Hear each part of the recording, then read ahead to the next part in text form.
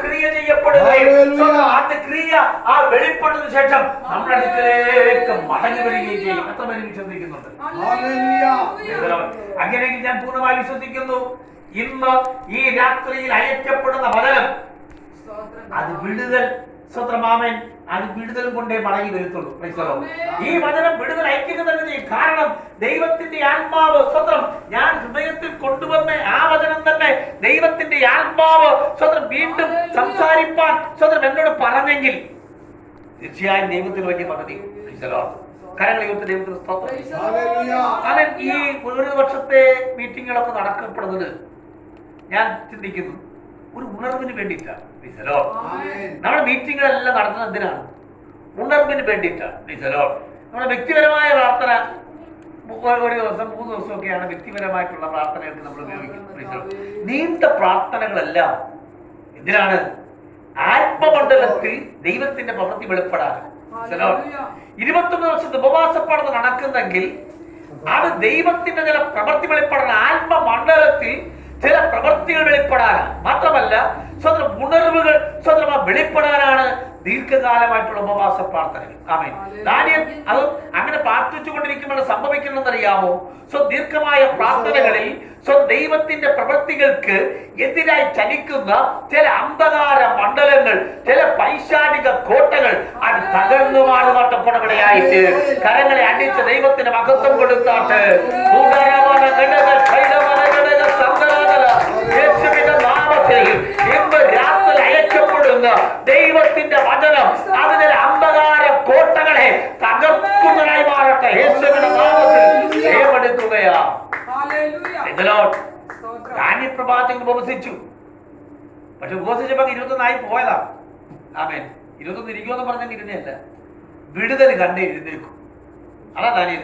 കാരണം ഒരു പ്രധാന വിഷയം എന്താണ്? പ്രധാന വിഷയം ദാനിയേലിന്റെ ജീവൻ ശൂന്യത, അവന്റെ കുടുംബത്തിന് ശൂന്യത, അവന്റെ സമൂഹത്തിന് ശൂന്യത, അവൻ സകല സ്വത്രമാമൻ അവരെല്ലാം തന്നെ സ്വത്രമാമൻ ശൂന്യതയിലായിരിക്കുന്ന ഒരു വിടുതലില്ല.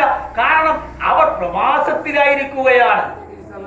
അപ്പൊ ഈ ശൂന്യത എങ്ങനെ പരിഹരിക്കപ്പെടുമെന്ന് ചിന്തിച്ച് നാളുകളൊക്കെ പ്രാർത്ഥിച്ചിട്ടുണ്ട്. 3 ഏഴൊക്കെ ഇരുന്നാണ്.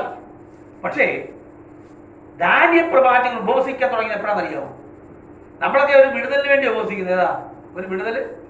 ഒരു വിഷയം വരുമ്പോൾ വിടുതലിന് വേണ്ടി ഉപവസിപ്പാൻ നമ്മൾ തയ്യാറാണ്. എന്നാൽ ദാനിയേൽ പ്രവാചകൻ വിടുതലിന് വേണ്ടിയല്ല ഉപവസിച്ചത്. വിടുതലിന്റെ ശബ്ദം, വിടുതലിന്റെ ആ സ്വത്രമാമൻ സന്ദേശം ബൈബിളിൽ നിന്നും അവിടെ കിട്ടി. കാരണം ഇങ്ങനെ പുസ്തകം വായിച്ചു വന്നപ്പോൾ അവിടെ എഴുതിയിരിക്കുന്നു, ഇരമ്യാ പ്രവചനം 21 അധ്യായത്തിലാണെന്ന് തോന്നുന്നു, എഴുതിയിരിക്കുന്നു യെരൂശലേമിന്റെ ശൂന്യത 70 സംവത്സരം കൊണ്ട് പരിഹരിക്കപ്പെടുമെന്ന് ഒരു ദൂത് അവൻ ലഭിക്കുകയാണ്. അപ്പൊ 70 യെരൂശലേമിന്റെ ശൂന്യത 70 സംവത്സരം കൊണ്ട് പരിഹരിക്കപ്പെടുമെന്ന് ഒരു ദൂത് ലഭിച്ചപ്പോൾ അവൻ മുട്ടുകൾ മടക്കുകയാണ്. എന്തിനാണെന്നറിയാമോ? ഈ ദൂത് നിറവേറ്റപ്പെടാം. ഞാൻ കാര്യം പറയാം. സ്വത്രമാമേൻ, നമ്മൾ അനേക ദൂതുകൾ കേൾക്കുന്നവരാണ്, നമ്മൾ അനേക വാഗ്ദത്തങ്ങൾ കേൾക്കുന്നവരാണ്, നമ്മൾ ദൈവശബ്ദം കേൾക്കുന്നവരാണ്. പ്രത്യേകമായ വിഷയങ്ങൾ, അതിന്റെ വിടുതലിന്റെ ശബ്ദം നാം കേൾക്കുമ്പോൾ എന്തെയ്യണമെന്നറിയാമോ? നാം മുട്ടുകളെ മടക്കണം. ആമേൻ. എല്ലാറ്റിനും വേണ്ടി എന്ത് ചെയ്യണം? പ്രാർത്ഥിക്കണം. ഞാനത് പണ്ട് അങ്ങനെ പ്രാർത്ഥിക്കുന്നില്ല. എന്റെ വിഷയം പ്രാർത്ഥിക്കില്ല. കാരണം നമ്മൾ പ്രാർത്ഥിക്കുന്നതാണ് നമ്മുടെ വിഷയം. ദൈവം എന്ത് ചെയ്യും? പക്ഷെ ഒരു കാര്യം പിന്നീട് എനിക്ക് മനസ്സിലായി, എല്ലാ വിഷയങ്ങളും എന്ത് ചെയ്യണം? പ്രാർത്ഥിക്കണം. എല്ലാറ്റിനും പ്രാർത്ഥിക്കും. ഏതാ അങ്ങനെ എല്ലാറ്റിനും വേണ്ടി പ്രാർത്ഥിക്കണം. എല്ലാറ്റിനും എന്ത് ചെയ്യണം? പ്രാർത്ഥന ഉണ്ടായിരിക്കണം. ആമേൻ. അപ്പൊ കർത്താവായ യേശു ക്രിസ്തുവിന് വരവിനെ കുറിച്ചൊരു വെളിപ്പാട് ഏതാ? ഉൽപ്പത്തി പുസ്തകം 3 അധ്യായത്തിൽ നാം വായിക്കുന്നു, സ്ത്രീയുടെ സന്തതി സർപ്പത്തിന്റെ തലയെ തകർക്കും. അപ്പൊ വാഗ്ദത്ത സന്തതിയെ കുറിച്ച് ഒരു വാഗ്ദത്തം ഉൽപ്പത്തി പുസ്തകത്തിൽ പറഞ്ഞിരിക്കുകയാണ്. കാരണം പിശാചിന്റെ തലയെ തകർക്കുവാൻ, പിശാചിനെ പരാജയപ്പെടുത്തുവാൻ, അവന്റെ മേൽ ജയമെടുക്കുവാൻ, സകല മാനവകുലത്തിന്റെയും പാപത്തിന്റെ പരിഹാരത്തിന് വേണ്ടി യേശു ക്രിസ്തു ജനിക്കുമെന്ന്, മശിക വരുമെന്ന് ഒരു ദൂത് പറഞ്ഞു. പക്ഷേ ദൂത് പറഞ്ഞെങ്കിലും അതിന് പ്രാർത്ഥിപ്പാൻ ആളെയും വെച്ചു. ആരെയാ? ശിമയോൻ എന്ന് പറയുന്ന ഒരു വ്യക്തിയെ ദൈവം വെച്ചു. അവൻ വചനം വായിക്കുന്നു. സ്തോത്രം. ഈ കർത്താവായ യേശുക്രിസ്തുവിനെ കണ്ടപ്പോൾ ആ പൈതലിന്റെ കരങ്ങൾ എടുത്തുകൊണ്ട് ഇത് സർവ്വലോകത്തിനും വരുത്തുവാനുള്ള രക്ഷ എന്റെ കണ്ണ് കണ്ടുവല്ലോ എന്ന് പറഞ്ഞ് ആ പൈതലിനെ എടുത്ത് ഉയരത്തിലേക്ക് നോക്കി ആമേൻ സീമോൻ എന്തെന്നറിയാമോ? സ്തോത്രം ചെയ്ത് പ്രാർത്ഥിച്ചു. കാരണം എന്തെന്നറിയാമോ? കർത്താവായ യേശുക്രിസ്തുവിന്റെ വരവിന് വേണ്ടി പ്രാർത്ഥിപ്പാൻ ഒരുവനെ ദൈവം ആക്കി വെച്ചു. ദൈവം 100 പറഞ്ഞ് ശരിയാണ്, പക്ഷേ പ്രാർത്ഥിപ്പാൻ ഒരാളെ ആക്കി. ഒരാളെ മാത്രമല്ല, 2 പേരെ ആക്കി. ആരെയാ? അന്ന എന്ന് പറയുന്നൊരു പ്രവാചകീയമാക്കി. നിങ്ങൾ വ്യക്തമായി മനസ്സിലാക്കണം. അപ്പോൾ ഇത് തന്നെയാണ് പറയുന്നത്. ദാനിയേൽ പ്രവാചകൻ ദൂത് കണ്ടു. ദാനിയേൽ പ്രവാചകൻ സ്വതന്ത്രമാമൻ പുസ്തകത്തിൽ നിന്നും വചനത്തിൽ നിന്നും സ്വതന്ത്രമാമൻ വിടുതലിന്റെ ശബ്ദം കേട്ടു. ആമേൻ. ഞാൻ പറയട്ടെ, പലപ്പോഴും നമ്മള് ദൈവശബ്ദം നമുക്ക് വേണ്ടി എഴുതപ്പെട്ടിട്ടുണ്ട് വചനത്തിൽ, ഇതാ. പക്ഷെ അനേകം ഇത് കാണുന്നില്ല എന്നുള്ളതാണ്. ദാനിയേൽ ഒരുപാട് പ്രാർത്ഥിക്കുന്ന മനുഷ്യനാണ്. പക്ഷേ അവസാനം വിടുതലിന്റെ ശബ്ദം എവിടെ കേട്ടത്?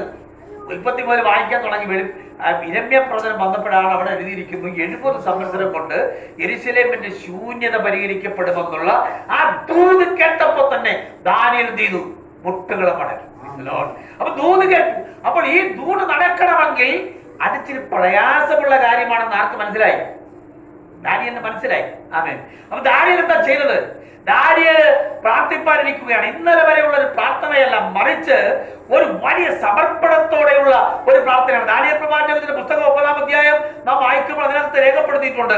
ദാനിയേൽ പ്രാർത്ഥിക്കുവാനിരിക്കുകയാണ്. ഇങ്ങനെ ദാനിയേൽ പറയുന്നത്, കർത്താവേ, ഞങ്ങൾ പാപം ചെയ്തു, വികടമായി നടന്നു, മത്സരിച്ച് നിന്റെ കൽപ്പനകളും വിധികളും വിട്ടുമാറി ഞങ്ങളുടെ പ്രഭുക്കന്മാരോട്, ഞങ്ങളുടെ രാജാക്കന്മാരോട്, ഞങ്ങളുടെ തലമുറകളോട് നിന്റെ ദാസന്മാർ മുഖേന അറിയിച്ച ഒരു കാര്യങ്ങളും ഞങ്ങൾ കേട്ടനുസരിച്ചില്ല. അവസാനം പറയുന്നു, ഓ ഞങ്ങളോട് ക്ഷമിക്കണമേ, ഞങ്ങളോട് പൊറുക്കണമെന്ന് പറഞ്ഞ് ഹല്ലേലൂയ അവൻ പ്രാർത്ഥിക്കുകയാണ്. കാരണം വിഷയത്തിന്റെ ഗൗരവം അനുസരിച്ചുള്ള പ്രാർത്ഥനയാണ്.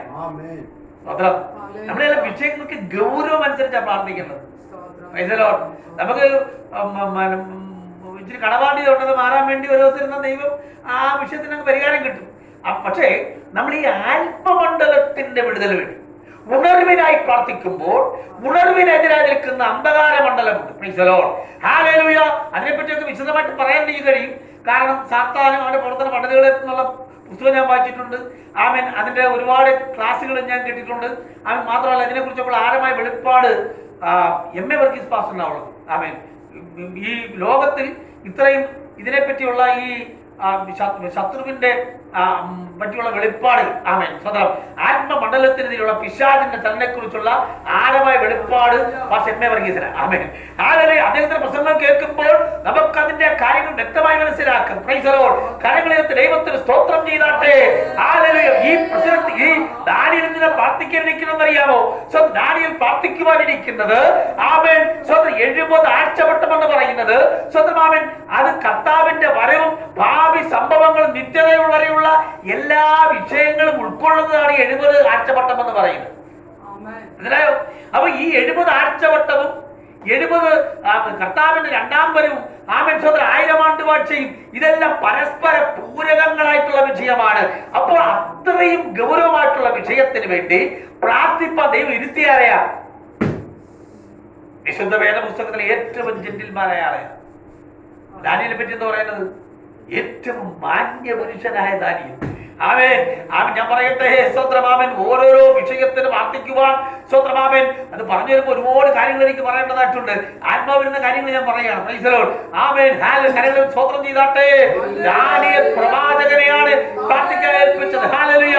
യേശുവിന്റെ 2ാം വരവ്, സ്വത്ര പീഡനകാലം, 1000 ആണ്ട് വാഴ്ച, ആമേൻ, പിന്നീടുള്ള നിത്യത, ഇതിനെല്ലാം കൂടെ വേണ്ടി പ്രാർത്ഥിപ്പാൻ ആരെ ഇരുത്തി? ദാനിയേൽ പ്രവാചകനെ ഇരുത്തി. Price the Lord. ഞാനൊരു കാര്യം പറയാം. ഏലിയാവിനെ പറ്റി നമുക്കറിയാം. വാസപ്പാർത്ത വന്നുകൊണ്ട് ഏലിയാവ് എന്ന് പറയുകയല്ല. അപ്പോൾ ഏലിയാവ്, തിപ്സ്യനായ ഏലിയാവ്, അവന്റെ വരവെന്ന് പറയുന്നത് പെട്ടെന്നുള്ള വരവാണ്. കാരണം സ്വന്തം അവൻ പൂണിയിൽ മറച്ചമ്പ, അവൻ ചില സ്വന്തം അമ്പുകളുണ്ട്. ആമേൻ. ഇന്ന് ഒരുപാട് പേര് പ്രശസ്തന്മാരുണ്ടെങ്കിലും നമ്മൾ ചിലപ്പോൾ കാണാത്ത, നമ്മൾ അറിയാത്ത ചില ദൈവദാസന്മാരെ പെട്ടെന്ന് ദൈവം കൊണ്ടുവരും. ഇതിലോ ആമേൻ. റെയ്നാൾഡ് ബോബെ വന്നിട്ട് പോകും, റോജർ ഹോഫ്മ വന്നിട്ട് പോകും. ഉന്നതന്മാർ വന്നിട്ട് പോകും, പക്ഷെ വിടുതൽ നടക്കത്തില്ല. അന്ധകാര മണ്ഡലം തകരത്തില്ല. പക്ഷേ നാം അറിയാത്തൊരുവൻ, ദൈവം ഇന്നലെ പൂണിയിൽ മറച്ചു വച്ചിരുന്ന ഒരുവൻ രംഗപ്രവേശം ചെയ്തിട്ട് അവിടിലൂടെ ദൂത് പ്രസ്താവിക്കപ്പെടുമ്പോൾ എതിരെ നിൽക്കുന്ന അന്ധകാര മണ്ഡലം തകർന്നു മാറും. കരങ്ങളടിച്ച ദൈവത്തിന് മഹത്വം കൊടുക്കാം.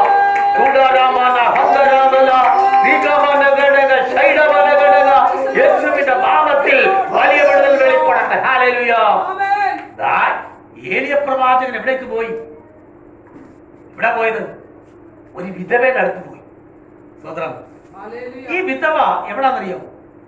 ഈ വിധവ എന്ന് പറയുന്നത് സാരാഫാത്തിനോട് ചേർന്ന, സീദോനോട് ചേർന്ന സാരാഫാത്തിലാണ്. ആമേൻ. ഹല്ലേലൂയ. സീദോൻ ആരുടെ സ്ഥലമാണ്? ഇസബേലിന്റെ സ്ഥലമാണ് സീദോൻ. സീദോന്യ രാജാവായ എബ്ബാലിന്റെ മകളായ ഇസബേൽ. അപ്പോൾ സ്വന്തം എന്താ കാരണം? ആ ഇസബേലിന്റെ നാട്ടിലേക്കാണ് ആരെ അയച്ചിരിക്കുന്നത്? കർത്താവിന്റെ അഭിഷക്തനെ അയച്ചിരിക്കുന്നത്. എന്താണ് അതിന്റെ കാരണം? സ്വന്തം ആമേൻ. ഈ ഇവിടെ വന്നിരിക്കുന്ന ഈ ശക്തിയുടെ കുടിയിരിപ്പ് എവിടാ? സീദോൻ. അന്ന് ഇപ്പം നമ്മൾ ഇവിടുന്ന് അമേരിക്കയിലിരിക്കുന്ന പിശാച് നമ്മൾ ബോംബെയിലേക്ക് പ്രാർത്ഥിക്കുവാണ് യേശുവിന്റെ നാമത്തിൽ. ബോംബെയിലെ പിശാച് വിട്ടുപോട്ടെ എന്ന് പറഞ്ഞാൽ അപ്പഴേ പോകും. കാരണം അറിയാമോ? പിശാചിന്റെ പേര് ദൈവം ജയമെടുത്തു. പിശാച് പരാജയപ്പെട്ടു. അന്ന് തൊക്കത്തില്ല. അന്ന് കേറിയ പിന്നെ ആ പിശാചിന് ഇഷ്ടമുണ്ടെങ്കിൽ ഇറങ്ങി പോകുന്നുള്ളൂ. ആമേൻ. Praise the lord. അപ്പോൾ അന്ന് സ്വന്തം ആമേൻ ഇതിന്റെ കുടിയിരിപ്പുകളുണ്ട്. ആമേൻ. അപ്പൊ ദൈവത്തിന്റെ പ്രത്യേക പദ്ധതിയാണ് സ്വന്തം ഇപ്പോൾ സ്വന്തം തന്റെ യഹൂദയിലേക്ക് വന്നിരിക്കുന്ന, തന്റെ രാജ്യത്തിലേക്ക് വന്നിരിക്കുന്ന ഈ ഇസബേലിന്റെ ശക്തിയെ തകർക്കണമെങ്കിൽ അതിന്റെ കുടിയിരിപ്പായ സീദോനിലേക്ക് അഭിഷക്തൻ പോകണം. ആ അഭിഷക്തൻ ചെന്നു. എവിടെ താമസിച്ചത്? ഒരു ചെറുപ്പക്കാരുടെ വീട്ടിലാണ്, പൈതലുള്ള ചെറുപ്പക്കാരുടെ വീട്ടിലാണ് താമസിച്ചത്. അവിടെ താമസിച്ചുകൊണ്ടിരിക്കുമ്പോ ഈ വിധവയുടെ മകൻ മരിച്ചുപോയി. അവൻ മകൻ മരിച്ചു പോകുമ്പോൾ ഈ വിധവ ചോദിക്കുന്ന ഒരു ചോദ്യമുണ്ട്. ദൈവപുരുഷനെ, എന്റെ പാപത്തെ ഓർമ്മിപ്പിക്കുന്നതിന് വേണ്ടിയിട്ടാണോ നീ ഇവിടെ വന്നത് എന്ന് ചോദിക്കുകയാണ്. കാരണം ഈ മാന്യനായ പുരുഷൻ അവിടെ താമസിക്കുമ്പോഴെല്ലാം അവരുടെ പാപബോധം വളരുകയാണ്. കാരണം അവിടെ വ്യാപരിക്കുന്ന ആ ദേശാഭിഷക്തി തന്നെ അവിടെയുമുണ്ട്.